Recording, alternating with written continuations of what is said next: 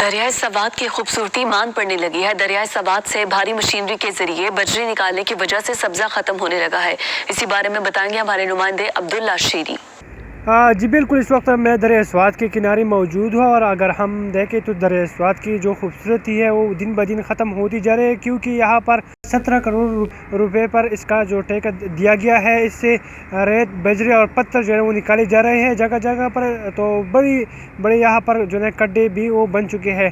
یہ مشہور street food point ہے، یہاں پر سیاح آتے ہیں اور یہاں کے جو نزدیک ہوٹل ہے وہ یہاں پر بیٹھ جاتے ہیں، اور یہاں کی جو خوبصورتی تھی وہ سے لطف اندوز ہوا کرتی تھی۔ لیکن اب اگر ہم دیکھیں تو اب یہاں پر آپ دیکھ سکتے ہیں کہ یہاں پر ٹرالیاں ہے وہ بڑی جا رہی ہے، تو بڑی تعداد میں سیاحوں نے یا یہاں کے جو مقامی لوگ ہیں ان سے جتنی بھی میری بات ہوئی تو ان کا یہی کہنا تھا کہ اس کو جو ہے پوری طور پر بند کرنا چاہیے تاکہ یہاں کی جو خوبصورتی ہے وہ برقرار رہ سکے۔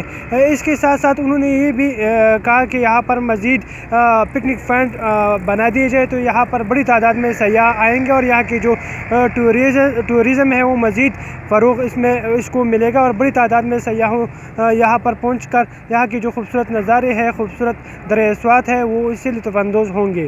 جی، اس کے ساتھ ہی نیوز بلیٹن اختتام پذیر ہوا۔ ایک بریک جس کے بعد حاضر ہوں گے نیوز ہیڈ لائنز کے ساتھ۔